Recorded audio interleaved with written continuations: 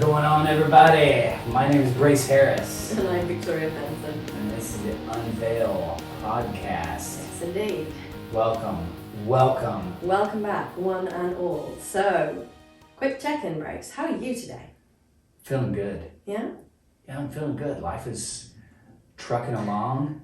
Sorry, like a box of chocolates went through my head. I was just like, sorry, I apologise. Yeah, so anyway. Life is good. Life's good. Everything's going great. It's not perfect, but there is greatness in that imperfection. Very. It's very enigmatic and mysterious. Oh, when you give me words. All right, how are you doing? Good. Yeah, good. Shaking? It's been an interesting few days. And, you know, as always with me, stuff comes up as an invitation for me to look, dig deeper, release more, surrender more. So the more that I do that, the more that life provides for me. So it's going to be a busy week of new connections and just talking to a lot of people and getting out there. So let that be a lesson to everyone. When stuff comes up, those are opportunities. Beautiful. Love it. Yeah. So all good. So from all good to what are we talking about today, Grace? Anger. Yeah. And I really love that we're doing this early on in our podcast series for several reasons. One, because I think that it's such a big thing that people don't want to admit, don't want to go into, don't want to feel angry, don't want to get to anger. But I also love that we bring a lot of our personality and who we really are to this podcast, and we get to talk about anger from a very personal perspective as well. Yes. Anger has a bad rap that I don't appreciate because... Why don't you appreciate it, Bryce? Well, I don't appreciate it because all of you is welcome here, first off. Right. Anger, I have discovered... Well, let me back up. For my whole life, I was the angry kid. That was my label. I was just angry all the time. You're so angry. Why do you get so angry? You're angry. Had to go to a child psychologist, had trouble in grade school, even into adulthood. Just anger is a big part of my life, my whole life. And the label of anger, it sounds like, as well. Yes. And so it was something that I was always ashamed of. Never quite was able to label that part either or make that connection. Right. That there was a lot of shame that was attached to anger because for my whole life I've been told that anger is bad, and if I was anger, then that meant that I was bad. Which I like it when you tell me stories like this. It was hard. Yeah. It was hard lessons. But anger is not bad. What you do with anger can be bad.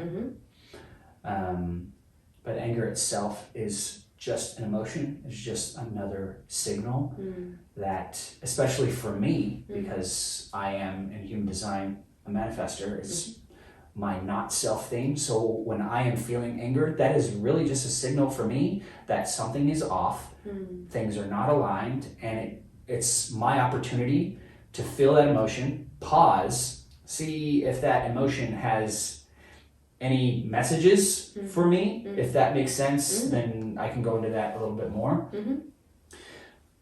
But just to pause and see what's not aligned in my life. And I get to take a step back so that anger doesn't own the situation, doesn't overpower the situation, and that's all that there is just one big signal going. And would it be fair to say in your past that it's difficult to phrase this, but you've done the wrong thing with anger, like you? Oh, absolutely. I mean, no one ever taught me how to efficiently use anger.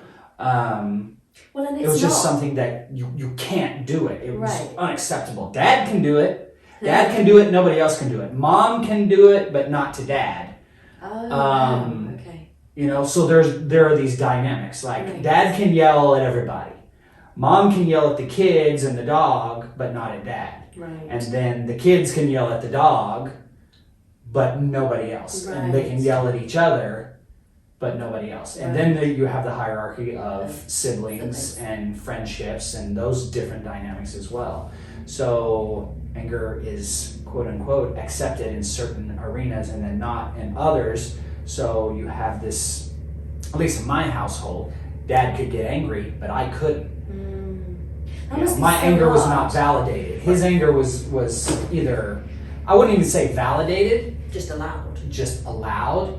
And that must be so hard because, like, as a boy growing up, the masculine energy in the household is the role model. So you're kind of copying Dad and then being told off for copying Dad, and that's got to be like a mind.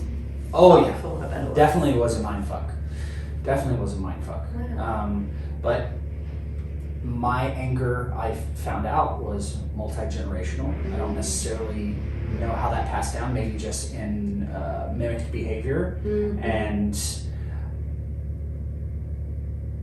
I knew what worked, I guess. It's like, my anger gets me this, my anger makes me feel powerful, and Well, anger is also a good way to push the world away sometimes. yes, that was definitely one of the strategies that I used with anger. I was like, I use anger to push people.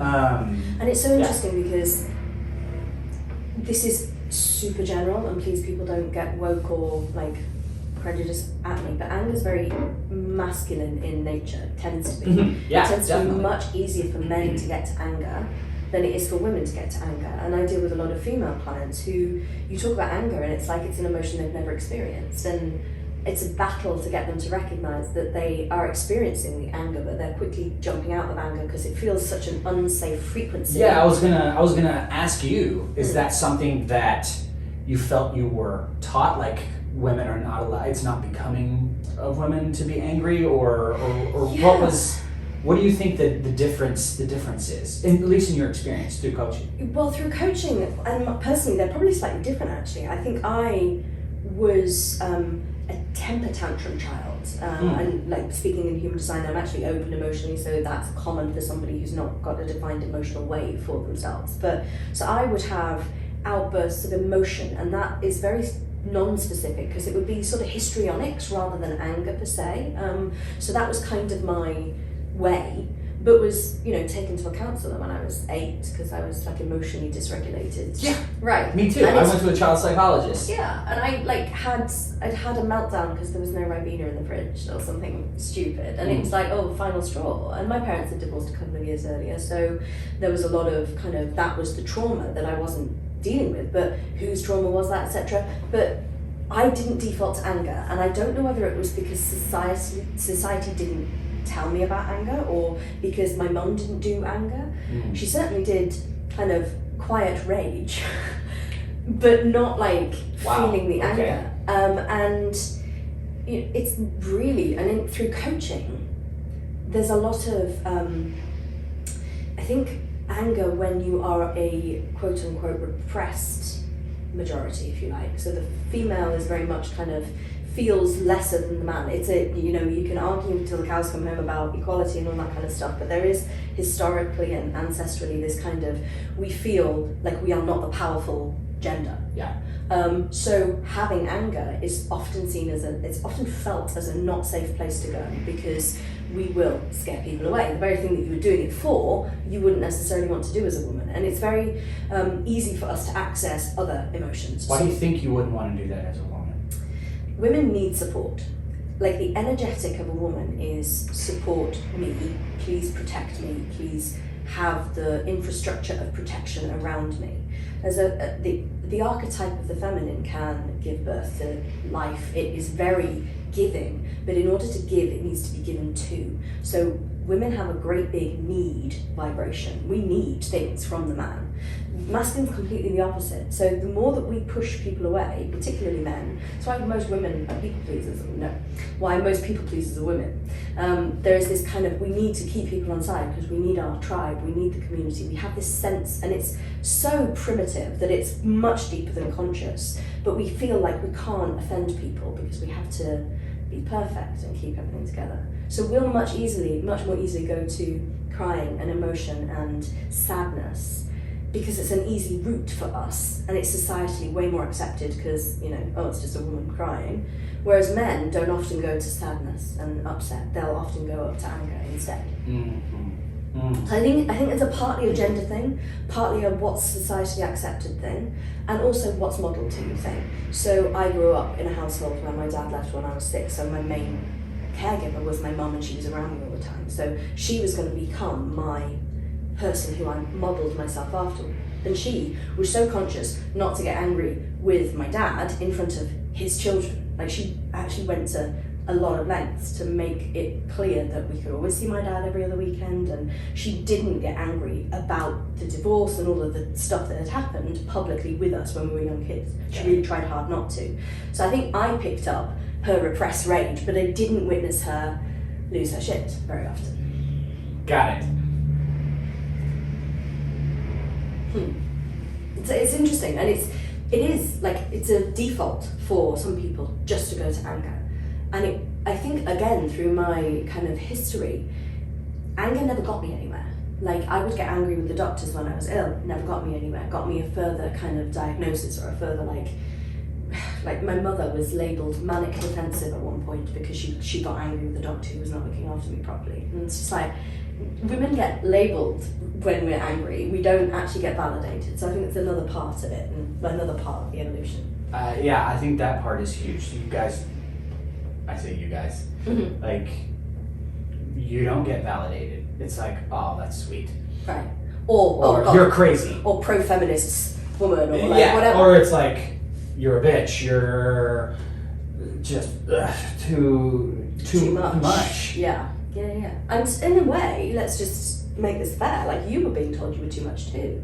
That is true. And it is, society doesn't know how to deal with anger, because anger has so much underneath it that if we're trying to just deal with the anger on the surface, like, we're not actually dealing with the rawness that's underneath it. And I think that's where we will get to during the course of this podcast, into what's really underneath anger, what is the true heart of where that anger emanates from. Which is really awesome and really juicy, and it's actually much more sensitive and soft than one would expect. And that's interesting, because knowing you as the adult Brace that you are now, like, I see a very gentle, very soft, very kind of just safe energy. And it doesn't surprise me that anger was your kind of go-to as a kid, because defending sensitivity requires a strategy that is equally an opposite to the energy of the truth. And that's equally and opposite in energy. Yeah. I just wanted to, that was just a really good bit. I just wanted to make sure that we, sorry, I interrupted your thought. But no, that's great. No, because I was trying to say, like the more soft and sensitive and caring you are innately, the more loud your anger will have to be to protect that. And that's why, like, I think you were the angry kid, which makes me really sad. I love this. And I have an image that keeps coming up, and it's an image that I have kept with me for a long time. So I always felt kind of like this, I don't know, I always associated my anger with like a silverback gorilla. Silverback gorillas, when they lose their stuff, they really lose it. Right. But I had my coach, tell me one time, he's like, what other attributes of the silverback are there? Because you're seeing the silverback from this one side, they're this strong, powerful, just it's like, yeah, okay. They're not always Kong the Destroyer. They're like, it's like Kong also loved the little, this little blonde lady that he protected to the death. And so there's this extremely soft, gentle, docile side to the great apes as well. And that was something that I did not need to ignore about myself. So I think that goes back to what you were saying, that there is this very strong force that anger is, but then on the opposite side, there's also this extreme sensitivity that should be accepted and welcomed just as much as the Hulk, mode. And I think so often that underneath gets missed because anger is, I was going to say misused, I don't really mean that. I think the expression of anger comes out as aggression at times. Yeah. And I think instead of it being just anger and rage and like legitimate whatever feelings of anger, it actually comes out as aggression. And that's it's an adaptive behaviour pattern. Yep. Way more commonly associated with men because again it's a legitimized vibration in men to be aggressive. And I've seen a lot of these kind of latest workout things and maybe the CrossFit people and people and like actually they're being aggressive, and sometimes I just think actually it would be so much more useful if you handled your emotions rather than getting your aggression out on a medicine ball or whatever it is they do in crazy CrossFit gyms. I don't know. You've not been to them recently? Ever. Yeah, I was like, how do I answer this? Never. Never. Okay. Never. But so to speak a little bit to aggression, if you want to, Grace, if you want to share about like any of your kind of relationship to aggression and how when you're not being clean with your anger, it can come out, the behaviour can be violent in many ways. For myself, personally, and I know there have been many studies into anger and abuse and, even, murder and rape and how those are expressions of forms of anger based in extreme traumas from childhood, which is not excusing. Like the anger is acceptable. The release of that anger is unacceptable. Just want to say that right now. My anger rarely came out onto others in aggressive ways. It came out onto myself. I had a lot of anger toward myself. I even started like hitting myself out of anger because I was just like, why can't you be this? Why can't you be this over here? Why are you just such a, whatever label I had given myself. I would like punch my arms and my legs, big old brute, just so mad at myself. And this emotion moving through me, emotion, energy, and motion, I needed to release it, and I didn't have any constructive ways of doing that, and there are constructive ways of releasing anger.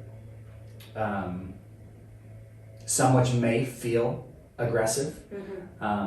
So as you move through those, and we'll probably get into some of those in this podcast, take your time, do what is most comfortable for you, because some of you may experience anger, but the way that you saw anger growing up was released by someone else in a very negative way, and that may be tough for you to release anger in a physical manner, in a physical safe manner that we're going to explain later. So just take your time, do what feels comfortable. I really don't like when you tell me those stories. Yeah. It makes me really, really, really sad. Me too. There was this beautiful, super talented young boy that just didn't have the tools or the guidance. And that's a huge reason why, like, doing a podcast and giving away free information isn't necessarily only for the people listening. I always remember when I was training with human design with Ra, like 20 years ago, he always said, I'm not teaching you because you're the adults, I'm teaching you because of the children you will go on to have and how you will parent them differently with different equipment, different knowledge, different information, different tools. And that to me it's part of what I feel our generation is doing in terms of the people that we are. We had to not have help in the beginning to find the support, to find the insights, to then be the parents of the future, where the children that we have will have an entirely different infrastructure of upbringing, where if you get an angry son, there is no way you're going to treat him the way that you were treated. And this is nothing against your parents. No, they did didn't the best know they anything. can with Yeah, what they they just had. didn't know. And not for any shred of lack of love. I mean, you've spoken to me about your parents, and the love is just Huge. so there. Huge. I'm extremely fortunate So and blessed. And with lucky. brothers, and the love and the bond. But love sometimes isn't enough. You need skills, and that's a huge reason why having a podcast, sharing content with people is a really important thing for my heart and my soul, because whilst my mama bear heart breaks for child brace, I also know the kids that you will go on to have will just have the best dad in the world, and that's... Thank you. Yeah. I like to think of my future imaginary children, my future imaginary children. It's just I'm tautology people. Yeah, I'm predicting my sanity snap. Yeah. It's like, oh, Brace, are you having tea time by yourself? No, I'm here with my My children. imaginary children. My imaginary children. It's like, well, that is a lovely apron you're wearing. Did you pick it out? I get It's the like, sense. no. Imaginary child did. I get the sense that you meant you're imagining your future children. Yes, Yeah. thank you. You're welcome. Yeah. What she said. Yes, but they will. You have tools, which means that, oh God, parents don't get it perfect, but you will have way more bandwidth to support and nurture the thing that is underneath the expression that is on the surface. Yeah, and my parents had more experience than their parents did. Right. And then my grandparents had more experience than their parents did. Yeah. So it's slowly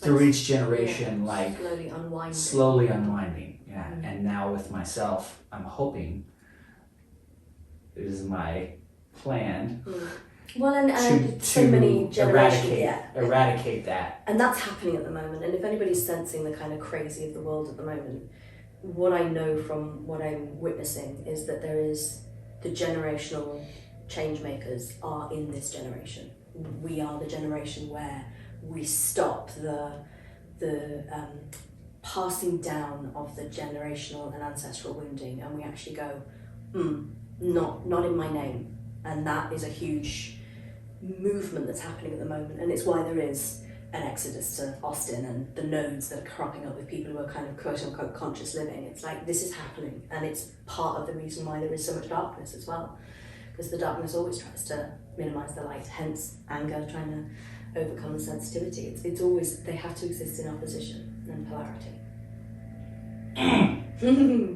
Are you guys ready? Yeah, you Are you guys ready? strapped in and ready to lift up. Yes.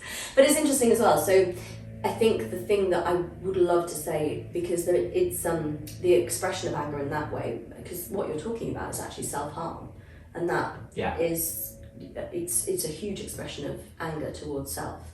But it doesn't have to be that extreme to be anger. And the thing that I really witness in particularly my clients when they tell me stories and they get into rage at points, it's like what they're demonstrating is leaky anger. So this anger that is somewhere else, like they're actually angry somewhere else, but they're getting angry, they're having road rage incidents and they're really screaming at people in the car instead of just like accepting that sometimes people cut them off, especially in LA.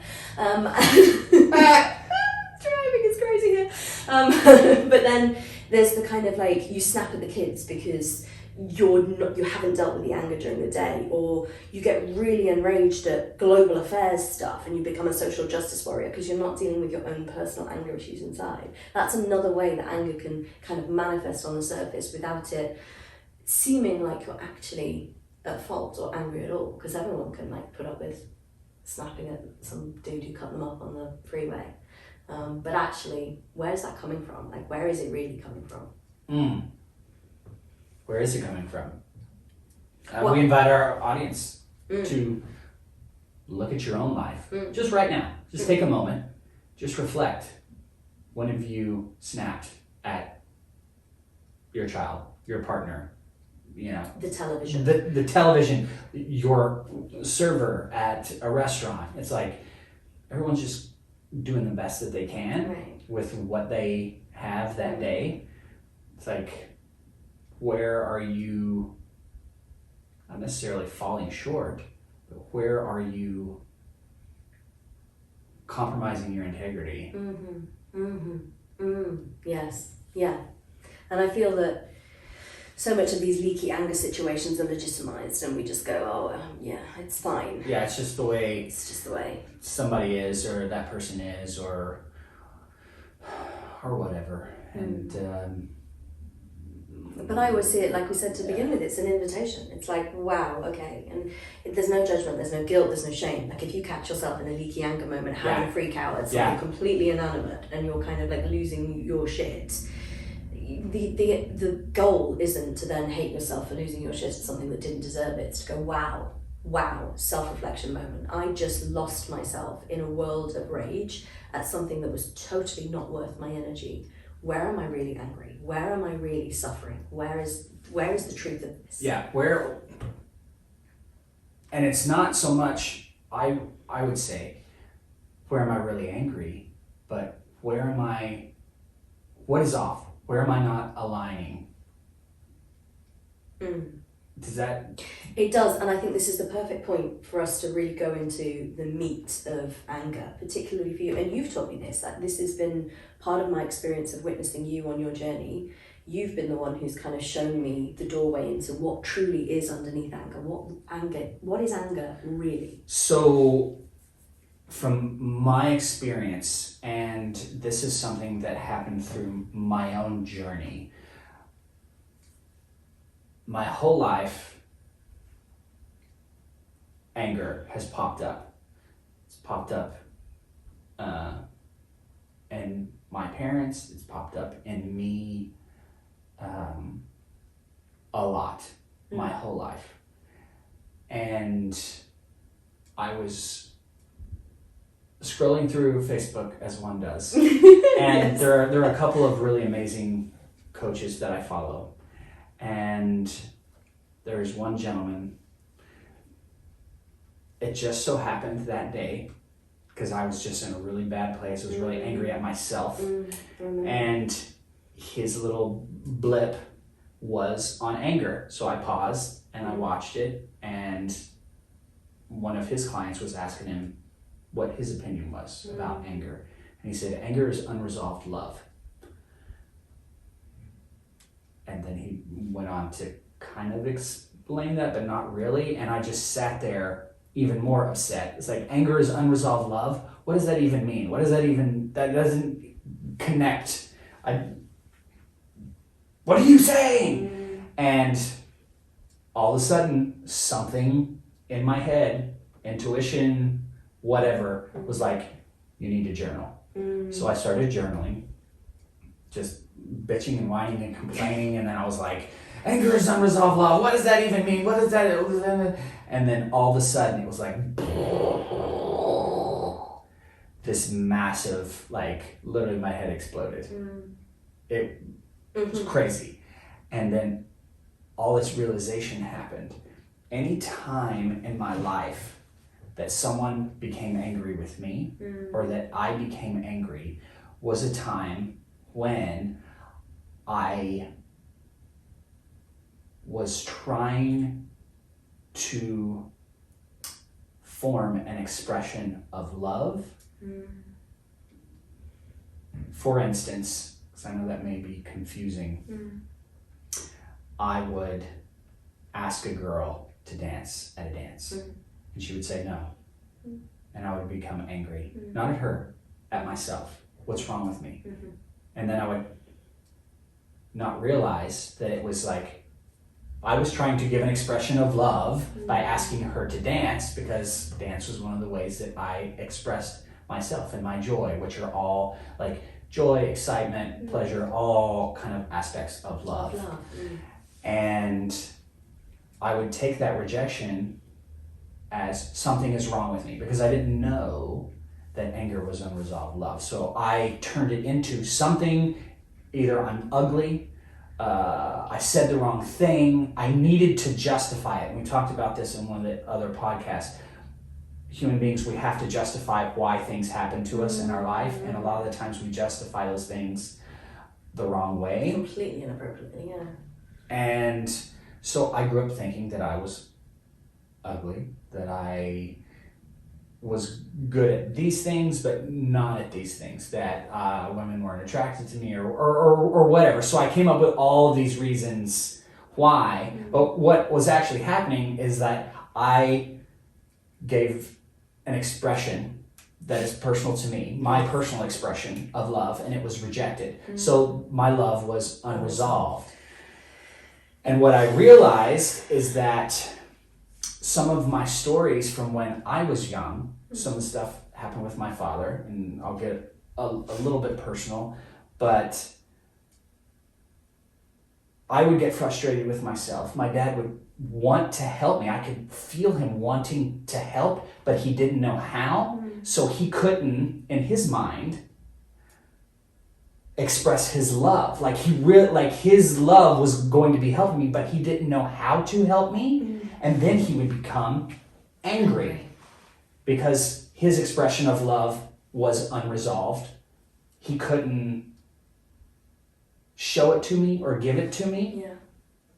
And he would become angry, and then that anger would spill out on the very thing that he really wanted to love on and help. And as a child, I was like, I'm doing something wrong, I've made Dad mad, da da da da. But it was really his own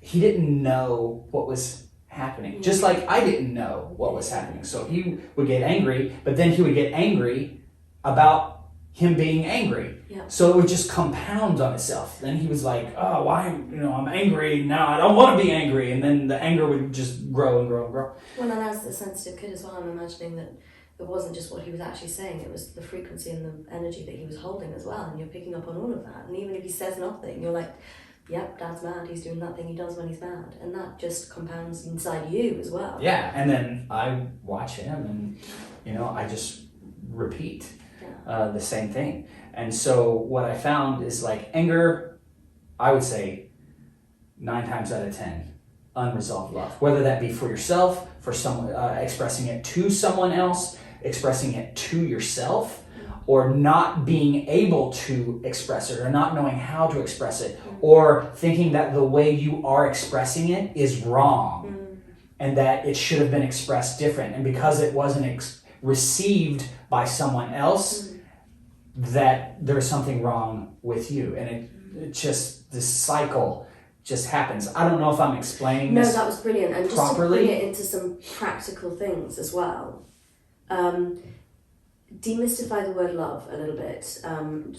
I will demystify the word love a little bit. And I hope you don't mind me sharing this. No, not at all. Podcast if you want me to, but I've watched you evolve around that revelation. Like I spoke to you the day after you'd had it. Almost. Oh yeah, and it was massive. It was massive, and it was very early into us knowing each other. But it wasn't before I'd got to know the angry side of you. And not at me, to be very clear, at yourself. Particularly because we were in a learning environment and you just got really mad at yourself that you weren't getting it in week 1. And I was like, dude. But let me be really clear about that. Now I watch you in your process and I watch not so much anger, although sometimes it is there, but it's often frustration now. But when it comes up for you most is either when you're trying to find something for me, like you did it twice today. I asked you 2 questions and you couldn't find it quickly and you just went into this little, why isn't it right? Why isn't it right? Because you wanted to give something to me that I'd asked you. Right, which is an expression of love for me. But also, as a coach, I watch you step into this place of frustration around some of your coaching and your clients because you are so compassionate about the clients that you have and carry with you. And it feels like when I watch you, because we discuss cases and we discuss people, and it feels like when I watch you try and get your head around the next step with someone or like seeing into the patterns behind someone, you get frustrated at yourself because you're like, all I want is the best for this person and all I want to do is give them everything that I've got inside me so that they get the the what they need from within themselves to move forwards. And I watch you get frustrated with yourself about it. So it isn't just like love and families and all that kind of stuff. It's whenever you're trying to give into the world, and whenever you're trying to express into the world in a way that comes from your heart, and then you either feel like you are not getting it across well, it's not received well, or something is getting lost in translation, or it's rejected, flat out rejected, that's when, for certain people certainly, there is this deep anger that comes, and this deep, all I want to do is love, and all I get is rejection type energy. Yeah. Or the complete opposite of that. It's like, all I want is love from mom, from dad. Yes. And you're not getting Yes. the type of love that you need. And that need of love is also unresolved. Yes. And in that unresolved, there is just anger that builds. It's like, you know, for some of you out there, maybe mom or dad was never there, never available. All you wanted was just a little bit of time, attention, which equals love. From them, never got that, and now you are so pissed off at mom or dad. Or you've bypassed a little bit because it's very difficult to get truly rageful with your parents unless they've done something super bad. So you're like in victim mode, you're mad at the universe, you're mad at God, you're mad at somebody who you believe has designed your life, whichever deity or whatever belief system you have, and you just step into this, I'm so angry at the universe, and that is victim consciousness. That is playing as if anything was wrong in your historic existence, and that again is legitimized way more than being like mad angry at your mom, like actually raging at the universe. Like it's yes, like I needed this from you. Right. I needed that love, action or circumstance to come up, and you didn't give it to me, or maybe I'm not good enough to receive your love. Ooh, that's one, yeah. And it turns into anger and rage eventually, if it goes unprocessed. There's just so many ways that it transmutes, and so many ways that it manifests. Well, and just to speak to anyone out there who is a human design person and understands when we say manifestors, and you don't need to, this is going to be a sentence, so you don't need to turn off, but your anger will manifest in the way that your design is built, not just, oh, I'm a manifestor, therefore I'm angry. And I could look at Brace's chart and actually understand quite well why his little house of cards fell in its way. Other manifestors I know, the anger will fall in a different way. And that's a lot to do with not just your design, but also your upbringing, the surrounding circumstances and all of that.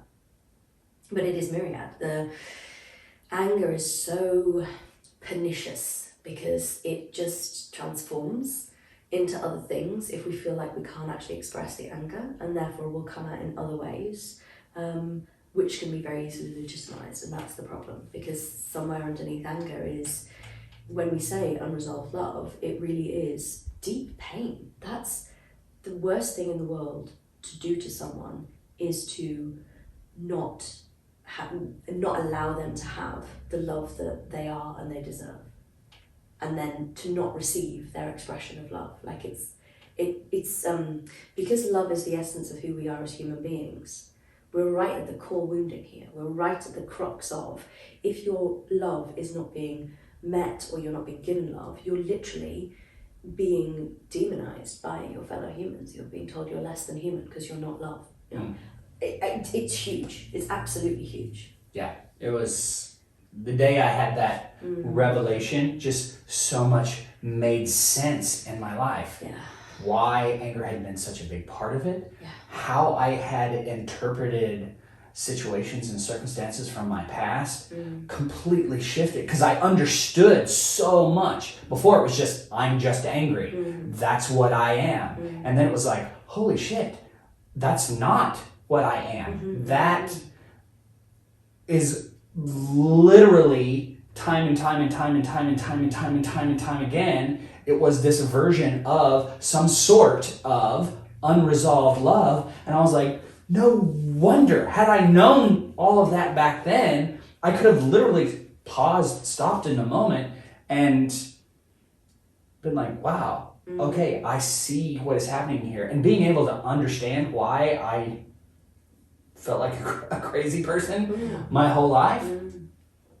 Finally having that understanding, dude, I like broke. I cried and cried and cried. And it was just this huge release, and I just cried in my wife's arms, and she just patiently, thank you, love, patiently just let me do that. And if you don't have a partner that you can just cry and cry and cry and cry and cry in their arms,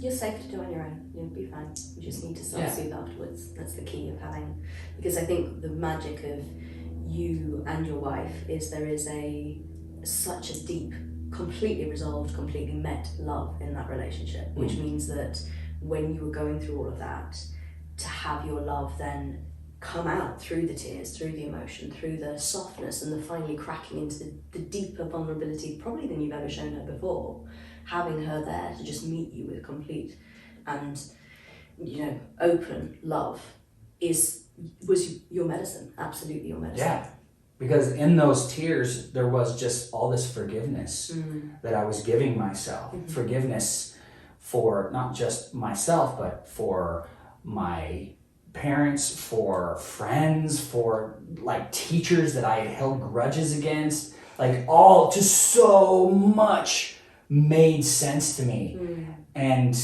it's such at the core of so many misunderstandings, so many arguments, so many like frustrations, and it's just like a million, billion, trillion things were just very much made clear. And I understood why all of these things happened, why I was the way that I was.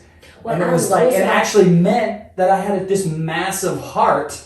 That's where I was going. It's like you've got to lay down the costume of anger and really truly identify with the actual you that was underneath the person who'd been wearing the costume forever. Yeah. And it like actually you seeing yourself for the first time. And I know that I saw you from the very first moment we met. I'm pretty sure that your wife did, but like I also knew that you hadn't seen you yet. And I knew when I spoke to you the day after, or I think pretty much was the day after you'd had this whole process go on, you were like a different person. You'd found... Oh, yeah. It's like you found your heart.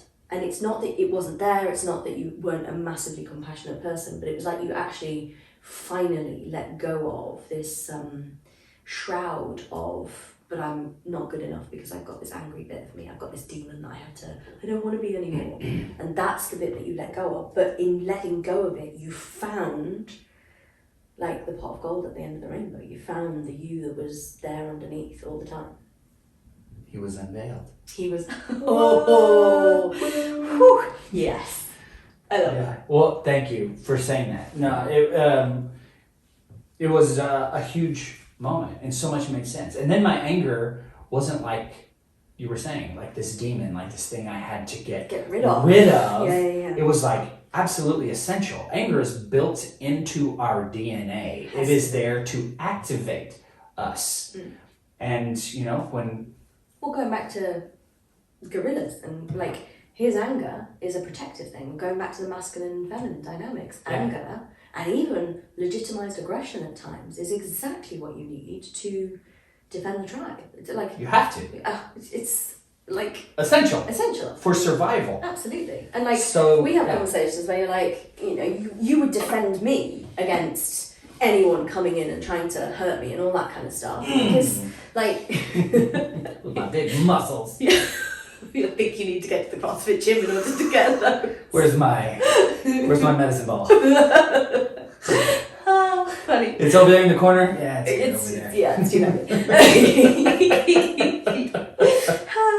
So yeah, I mean, there is this anger isn't the negative.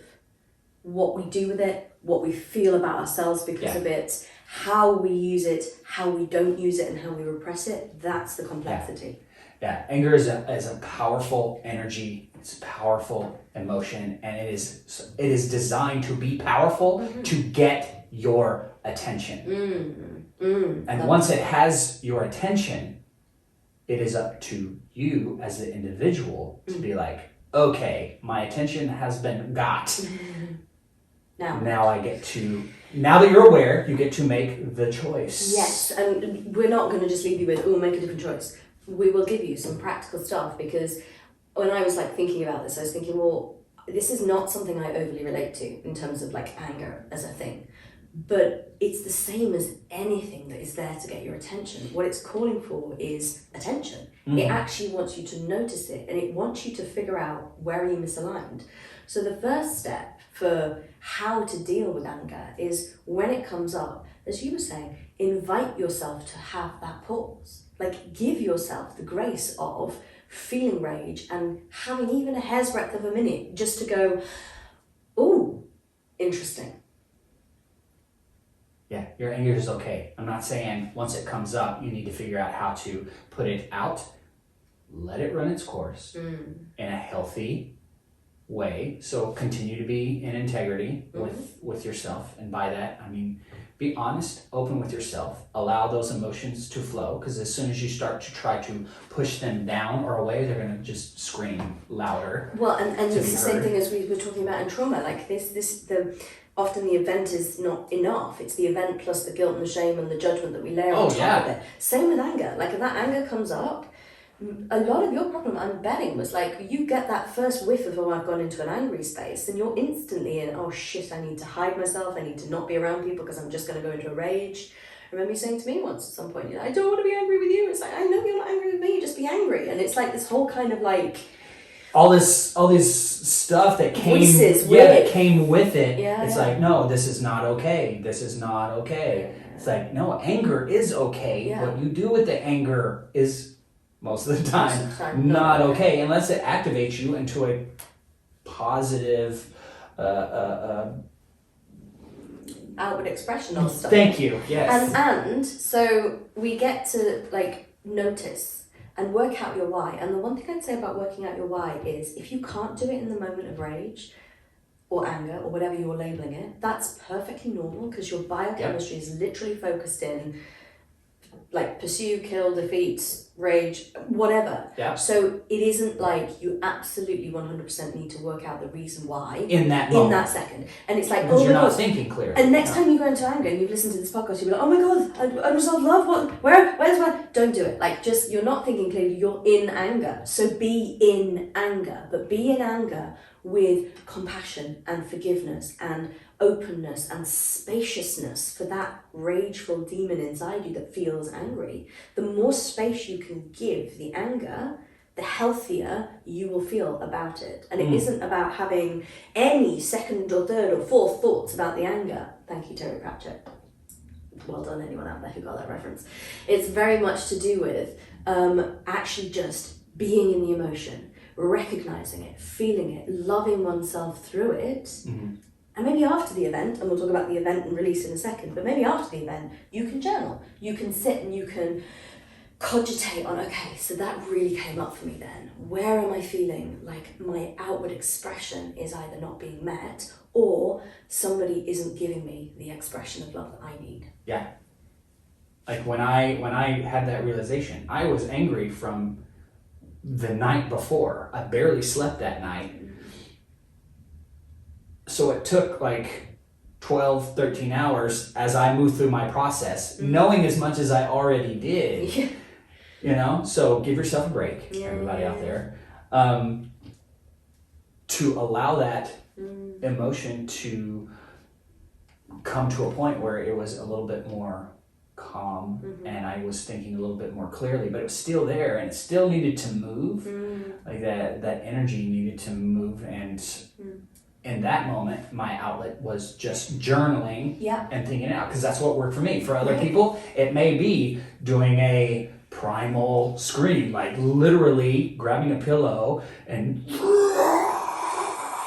into that pillow. And the only thing I'd say about that is that I love primal scream, and there's always a role for it, but what I would say is that sometimes there's not enough cognition around it. So that's a release of rage for rage's sake, a release of anger for anger's sake, and sometimes that's the perfect way to dissipate it. Yeah, and that is an exercise to dissipate it We have Same thing kind with of like- punching bags and stuff like that. Same thing Yeah, with yeah, yeah. Like anything going that- and hitting the gym really hard, Kickboxing, or all going that for kind of running. Yeah, yeah, yeah. anything that doesn't have words can be useful to metabolize the feeling from a biochemical perspective. Yeah. But it probably won't help you get to what was underneath the anger. It might dissipate some of the frequency from the top, and that's sometimes super useful because it gets all that froth off. Yes, and you have to get the froth off. You Yes. have to come back into what we call and what we've been taught, like the window of tolerance. So there's an area, and I'm going to kind of go off a little bit, but I think it's important.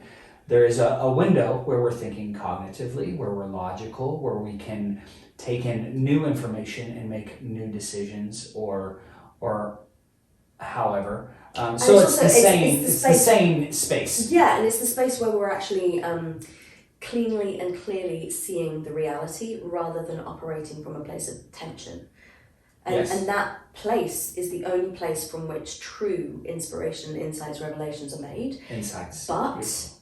like if you can't get into your window of tolerance and you're writing from rage in your journal, have at it. Like release writing. Just write super fast, all the swear words that you can, scratch the page, make it illegible. Get some of that tension out, and you'll be surprised at what you see and learn and understand, even when you're not in your window of tolerance. Like, we don't have to be super regulated. Like, yes, regulation is a nice thing to have, but if you're dealing with a huge anger that's a specific one that's repeated over time, I doubt you sat down into that journaling experience and were like, oh, now I'm within my window of tolerance. No, I was still pissed off. Right. And it was literally the writing, and I'm glad you said that kind of calmed me down just enough for that revelation to come in. Yeah, and it's so throughout my illness, throughout the times when I was in hospitals for years, I'm sure your anger story is way different than mine. Well, yeah, but again, I wasn't really accessing anger, but I was journaling, and so I would. I'm gonna have to release my memoir at some point, because my journals from the time when I was in one of my hospitals, they are exquisitely written. I started typing blogs so that other people could read them. So it was a time when I wasn't allowed to see my family, and I was updating them by these blogs, and the stories are ridiculous, and the way I've written is very eloquent and very kind of well observed British judgmentation. And that's another thing to just very quickly mention. The cultural differences. So I'm very British. Like, there's this kind of like, one does not raise one's temperature above this point in terms of emotional content, because we keep everything under wraps and we're very Victorian still. There's still that essence of stuff. But journaling for me got me through those moments of emotion when I wasn't allowed to talk to anybody. If I'd have had like a Primal Scream event in one of my hospitals, like shit would have gone down. They would have literally, I'd have been like put in a straitjacket probably and medicated. So I had to find another way, and it was super effective. I would journal when I was in pain, I would journal when I was sad, I would journal when I was really angry at the stupidity that I was seeing around me. And I don't think I was in my window of tolerance for a decade. Like, I swear I wasn't. But I bounced in and into resolution through writing and through that one medium, because it was the only tool I had. And I have had a lot of chronically ill patients and coaching clients in my life, and I can't get them to do, I've got immobile clients and people who are wheelchair bound or bed bound, and I can't get them to like smash pillows and go and do a CrossFit workout. Sometimes the only release we have is minor shaking of the hands. That's all we can get people to do, and that works. And sometimes just the act of journaling. And if people can't write, I've got somebody with like carpal tunnel stuff and they can't do the writing, voice journal.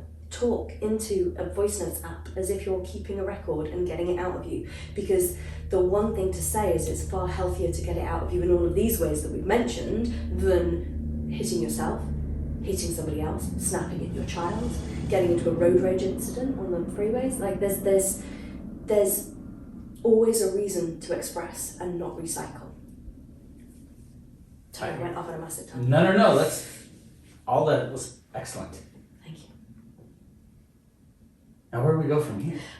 To be honest, I feel that I hope that we have offered a window into anger that has allowed people a different perspective today, because I think particularly in men, anger gets a really bad reputation as their unregulated and they need to keep themselves in check and they need to not be so aggressive and they need to not be XYZ.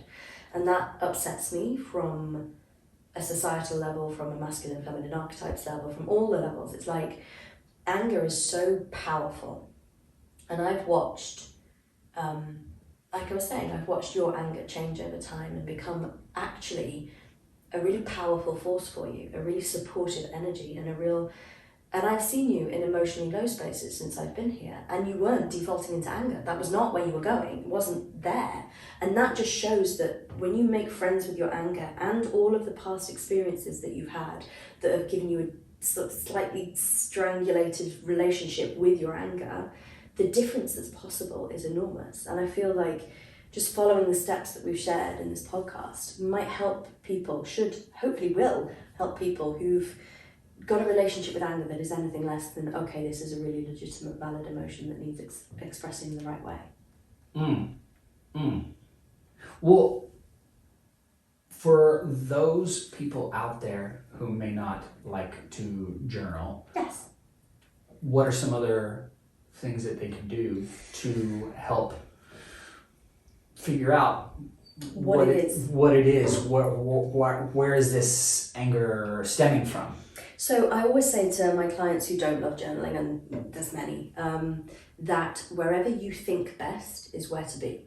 So some people think best when they're walking outside in nature. So I say, like, get your anger out through any kind of primal scream, have a temper tantrum technique thing, whatever it is, like do that bit, and then go and intentionally go for a walk without other stimulus. You're not listening to a podcast, you're not like whatever, and actually get that space. Some people love being in water, so they will go for a swim in their local swimming pool or just have a shower, just literally stand underwater and allow flow from an external element, whether that's wind or water, to allow the emotions to be liberated, but also just set the intention of understanding what was beneath the anger and wait. The universe and your cognition, like your body's not trying to keep secrets from you. It wants you to know, otherwise it wouldn't have got you into the angry space in the first place. What's frustrating you from getting to the answers is your judgment, criticism, like confusion, self-hatred that's in the way. But if you delete that and you kind of work your way through compassion and forgiveness around that,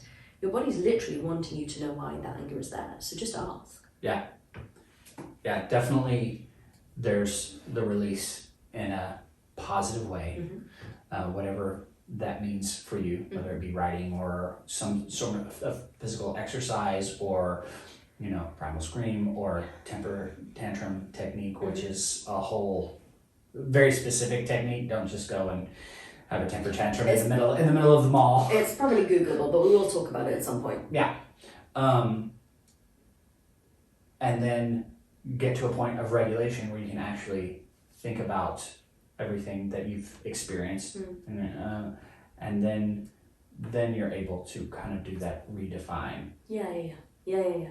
And just to say as well, so you're someone who has anger in your life, Yes. right? No, one is. If after listening to all of this, the very next thing you actually do is you go and you snap at your kids, or you have road rage, or you start beating yourself up because you go, like, there's a really good word in the English language, and it's called sorry. So if you make a mistake and your anger allows you to do something that you feel bad for, just go and apologize. Yeah. Like the magic that's done with the word, I am so sorry, that was all about me and not about you, and I'm so sorry that I took that out on you, is literally healing. If you snapped at your child, your partner, your colleagues at work, it's not weakness to admit that you made a mistake. And it also stops the pattern from happening 100%. in the next generation. Yeah, 100%. So does that feel complete for today? I'd say complete enough. I literally could talk about this topic forever and ever, and there's so many layers that we haven't been able to hit up on, but I hope it has brought some clarity and some peace to people out there who may be struggling with some of this. And thank you so much for sharing your experience so directly, Bryce. It isn't always easy to talk about ourselves, particularly as like the work we do as coaches, we are coaches. Like, we like to set ourselves up as being people who can help people through this, but that's not the way either of us approach the way we show up in the world. Like, we are real human beings, and you sharing your story today, I know, will help people listening to actually understand so much more about themselves and allow them to forgive themselves as you found forgiveness for yourself. Yeah. Unresolved love, guys. Like, find out, and that has so many ways of showing up. That would be my thing. If you're really interested in looking and figuring out, why am I so angry? Why am I so angry? Figure out where some unresolved love is happening. Whether it be you need it from someone and it's not coming, whether you are trying to give it and it's being rejected. And I would also say that, like, this stuff, as I was saying earlier, this is core wound level stuff. This is really, really close to people's hearts. So if you feel like you're stuck in this, don't do this alone. Reach out to us, reach out to a coach, reach out to someone who can help you have perspective, but also who can hold that space for you, not only to release the anger as a secondary, but actually to get into it in the first place and to really own that it's part of you, and to then move through all the things that you need to. Yeah. It's not something to get rid of or cut out. Yeah. It's not a tumor. It is a ally and a very essential part of the way that we are made. And it's never going to go away, but we can process it so much more efficiently and make it literally can become a very good teacher. And an ally. Can be an ally in your life. Yep. So if you'd like to reach out to us, just email podcast@unveilenterprises.com. We're both on the socials. Those tags will be in the show notes. Like, subscribe, share. If you think anybody would get value from our podcast, please share it around. We would love to have more of you along for the journey with us, which for us is only just beginning and we're super excited about. But I know that the people listening will get value from being along the ride with us. I love it. But for now, I am Brace Harris. And I am Victoria Fenton. And we are Unveil.